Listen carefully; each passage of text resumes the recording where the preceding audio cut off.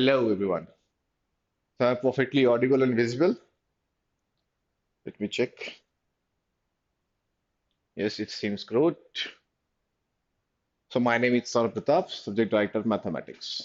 Last video में हमने आने वाले 4-5 महीने में मैथ्स की क्या स्ट्रैटेजी होनी चाहिए उस पर डिस्कस किया था कि आप रिवाइज किस पैटर्न में करें, हमारा तरीका क्या होना चाहिए रिवाइज करने का, हम किस अप्रोच से बाकी के इन 3-4 महीनों में अपने आप की प्रिपरेशंस को आगे बढ़ाएं। आज के सेशन में हम ये देखेंगे कि पैटर्न चेंज होने के बाद, एक्चुअली पैटर्न चेंज नहीं हुआ, नंबर ऑफ क्वेश्चंस चेंज होने के बाद क्लैट के नंबर ऑफ क्वेश्चंस 150, जिसपे क्यूटी का सेक्शन था 15 मार्क्स का, 10% वेटेज। अब क्लैट ने नोटिफिकेशन में ये कह दिया कि अब 120 क्वेश्चंस पूछेंगे हम। 120 क्वेश्चंस में उन्होंने सब्जेक्ट 5 के मेंशन किया है। आपको पता ही है, English language, legal reasoning, logical reasoning को मैं क्रिटिकल लेवल देता हूँ, जीके एंड मैथ्स। ये पांचों सेक्शन है, लेकिन इनके इंडिविजुअल ब्रेकअप्स नहीं किए हैं। ऑन एन एवरेज बेसिस चले कि जिस तरह से उन्होंने इनको 10% पे किया था, पैटर्न चेंज होने से पहले 200 क्वेश्चन में 20 क्वेश्चंस मैथ्स आते थे, तो भी ये इसका 10% है।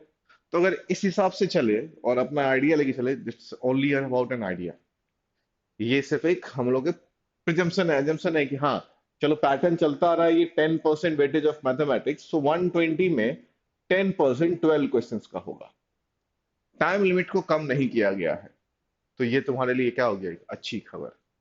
क्योंकि अब 120 मिनट्स में आपको 150 क्वेश्चंस करने की रिक्वायरमेंट नहीं है। किसकी जो है सर, 120 क्वेश्चंस करने की। यानी आपके 30 क्वेश्चंस अपने आप कम हो गए। अच्छी बात है। पहले 120 में 150 क्वेश्चंस था, 120 क्वेश्चन से पर मिनट 1 क्वेश्चन से टाइम मैनेजमेंट आपका सुधर जाएगा। लेवल ऑफ डिफिकल्टी की बात नहीं करते, क्लास 23 भी लेवल ऑफ डिफिकल्टी के हिसाब से हायर साइड ही था। मैथमेटिक्स की बात करें तो एलईडी अप डाउन होता रहेगा, उसकी बात नहीं करते। अब अच्छी खबर क्या है आपके लिए कि आपको मैथ्स में देने हैं 15 मिनट्स और आपके पास है 12 क्वेश्चंस। सो मोर देन 1 मिनट एग्जैक्टली कितना मिनट अगर बात करें तो एक क्वेश्चन में कितना मिनट आ गया, कितना आया?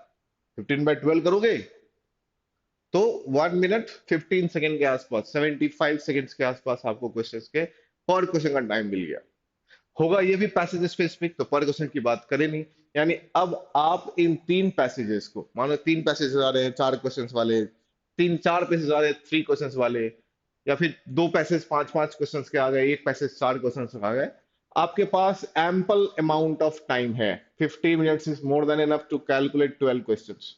ये स्पीड तो हमारे पास होनी ही चाहिए। दूसरी चीज, मैंने यहां लिखा है स्ट्रैटेजी। क्यों? नंबर ऑफ क्वेश्चंस कम होने से मैथ की इंपॉर्टेंस बढ़ गई है। अब आप अगर 12 ही रखोगे तो now you have 108 questions in other 4 subjects and 12 questions in mathematics. बात तुमको लग रहा है कि बात तो बराबर है सर, टोटल नंबर बढ़ा है तो टोटल अटेम्प्ट भी घटेगा, टोटल टाइम घटेगा तो कटअप भी घटेगा, बाकी चीजें भी होंगी। लेकिन अब इसका इंपॉर्टेंस बढ़ गया है। ये आपको रैंक में एज लाने का काम अब ज्यादा इफेक्टिवली करेगा। क्यों करेगा? देखो, मैक्सिमम एस्पिरेंट्स जो नॉन साइंस बैकग्राउंड के हैं, मैथ साइंस से दूर रहे हैं, लॉ में मैथ्स को ऐसे ही लेके चले हैं। मैक्सिमम कैंडिडेट, जनरलाइज में कह रहा हूं कि चलो 15 मार्क्स का आता है, 6-7-8 नंबर ले आते हैं, काम चल जाएगा। अब 12 मार्क्स का हो गया है, तो मोस्टली फोकस अब इस पे भी होंगे, क्योंकि 15 मिनट्स में 12 मार्क्स लाना आसान है, इजी है, कर सकते हो। इसीलिए इसका इंपॉर्टेंस अब बढ़ गया है। ये एज फैक्टर में काफी ज्यादा इंपॉर्टेंट रोल प्ले करेगा। लेट से बहुत एग्जांपल बहुत अच्छे किए हुए, 108 में बहुत सारे स्टूडेंट, बहुत सारे मतलब इन जनरल बोले तो 70 to 80% पेरेंट्स 80 to 90 के बीच में लाई करेंगे, 80 to 90 मार्क्स की खिलाई करेंगे। 70% से ज्यादा, मोर देन 80% पेरेंट्स, 90% कह सकते हो। और उसमें जिनने ये मैथ्स के क्वेश्चंस कर लिए, जिन्होंने ये मैथ्स के क्वेश्चंस लगा लिए, उनको मिल गया एज। अब उनके सिलेक्शन की पॉसिबिलिटीज बढ़ जाएगी। I am talking about the probability, कि सिलेक्शन की probability top national law schools में किनकी बढ़ेगी? जो ये 12 क्वेश्चंस मैथमेटिक्स के इफेक्टिवली कर लेंगे, एफिशिएंसी के साथ। कर भी सकते हैं, 12 50 मिनट्स हैं, 12 क्वेश्चंस हैं, इजी टू गो, कर सकते हो। कैसे करना है वो मैं बता देता हूं, कि अब आपको प्रैक्टिस थोड़ी सी चेंज करनी पड़ेगी। एक चैप्टर में होता है कंसेप्ट, उसके बाद अपन सीखते हैं उसका सॉल्व करने का मेथड। कंसेप्ट और मेथड के बाद नंबर आता है किसका? कि पैसेज के हम अप्रोच कैसे करें। ये तीन चीजें हम पढ़ते हैं सीक्वेंस में, जिसको हम कहते हैं चैप्टर स्पेसिफिक प्रॉब्लम्स। जो चैप्टर पढ़ते हैं उसके स्पेसिफिक क्वेश्चंस लगाते हैं, और फिर इनको करने के बाद इनका एप्लीकेशन डेटा इंटरप्रिटेशन, यानी कि पैसेज स्पेसिफिक क्वेश्चंस जो क्लैट का पैटर्न है उसको सॉल्व करते हैं। ये जनरल अप्रोच चलता आया है, यही करना भी चाहिए, ये होता भी आया है। बिना कंसेप्ट पढ़े हुए करोगे नहीं, करोगे नहीं तो फिर चैप्टर बनाओगे नहीं तो डीआई बनेगा नहीं। लेकिन अब जो हमारे पास ये जून खत्म हो रहा है, जुलाई से लेकर नवंबर तक का टाइम है, और बीच में समझते ही हो फेस्टिवल्स तो लगे ही रहेंगे, तो उस केस में हमें अपने अप्रोच को थोड़ा चेंज करना पड़ेगा। क्या चेंज करना पड़ेगा? अब हम ये डीआई और चैप्टर स्पेसिफिक प्रॉब्लम इन दोनों को करेंगे पैरेलली,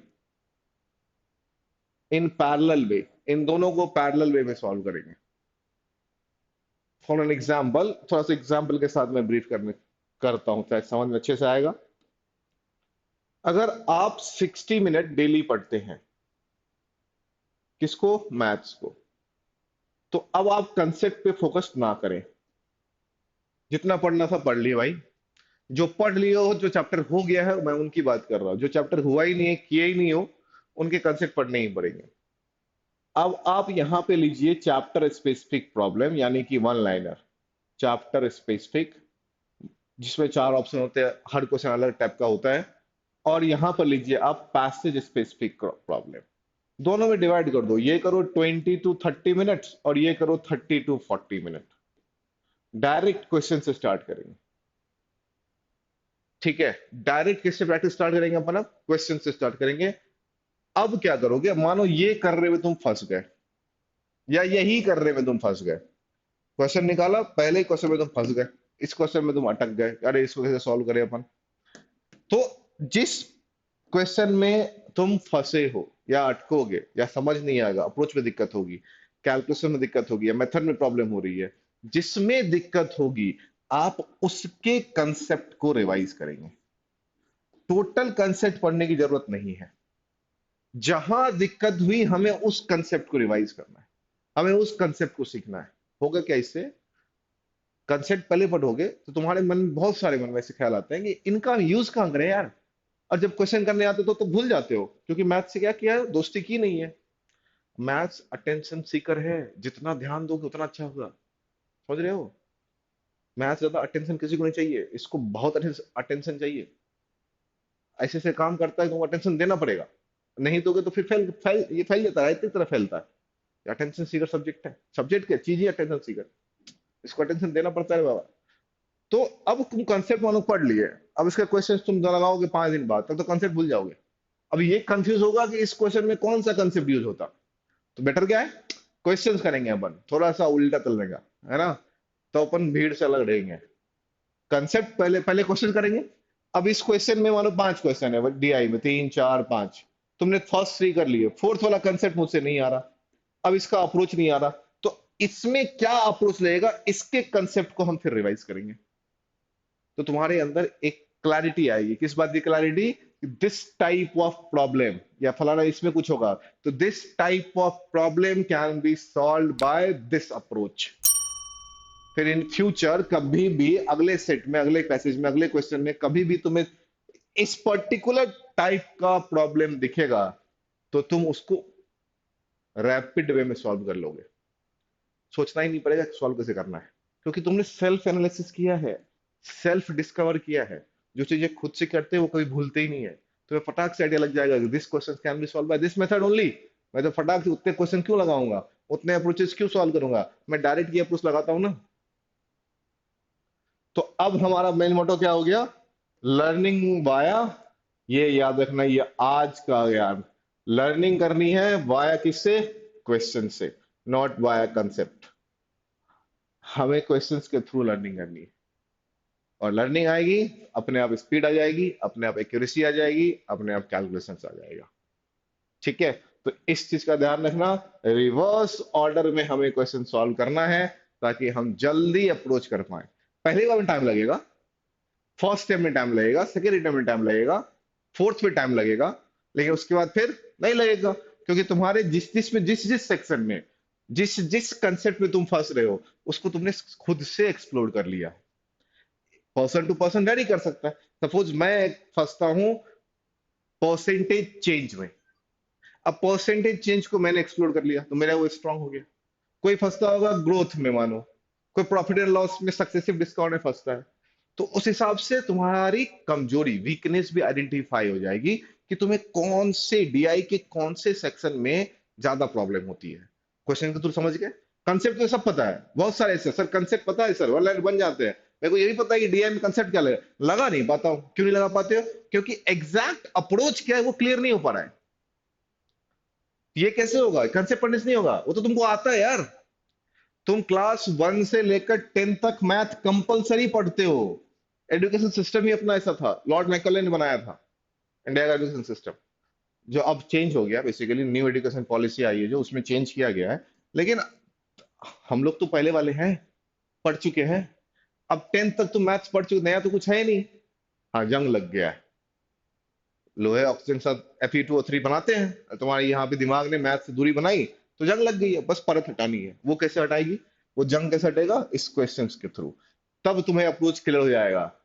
जितने वीक वीक पॉइंट होंगे तुमके सबके खुद से एक्सप्लोर करने से सारे कंसेप्ट अपने आप क्लियर हो जाएंगे, दिक्कत ही नहीं होगी। तो आज का मूल मंत्र क्या है, हमें सीखना है, लेकिन क्वेश्चंस के थ्रू सीखना है। एक दिन में एक ही सब्जेक्ट सीखोगे, लेकिन ऐसा सीखोगे कभी भूलोगे नहीं, और मैथ्स में उतने कंसेप्ट होते नहीं है। ठीक है, impact this level of examination. Okay, पक्का, स्टार्ट करते हैं आज से, लग जाना, इस वे में करके देखो, अच्छा रिजल्ट आएगा, खुद से भी अच्छा कॉन्फिडेंस फील करोगे, और बाकी क्वेश्चन सेक्शन में भी कर सकते हो इम्प्लीमेंट, अगर तुम्हें इसमें अच्छे रिजल्ट्स खुद को देखने को मिले। अपने आप को कंपैरिजन करना पिछले मॉक से नेक्स्ट मॉक में, कि इस तरह के सीखने से मेरे कंसेप्ट में, नॉलेज में कितना ज्यादा या कुछ भी थोड़ा सा भी पॉजिटिव आया है या नहीं। ओके, ठीक है, थैंक यू वेरी मच, मिलते हैं अगले वीडियो में, टाटा।